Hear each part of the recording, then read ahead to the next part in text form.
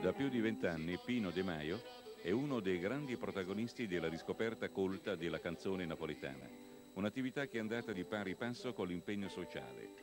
De Maio è il fondatore dell'associazione culturale La Villanella, che ha per finalità la divulgazione della tradizione musicale napoletana, ma che strada facendo ha utilizzato la musica come strumento per il recupero dei minori a rischio. Sono 4 anni infatti che Pino De Maio conduce un laboratorio musicale nel carcere minorile di Nissida. La getata di Bubu, cada parte c'è scurta.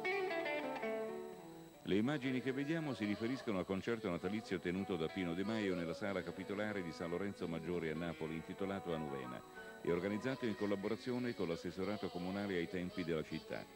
Con la sua formazione di 8 validissimi musicisti, De Maio ha proposto un repertorio che è andato da Mercadante a Costa, da Di Giacomo a Viviani, da Bovio ad alcuni brani dello stesso De Maio.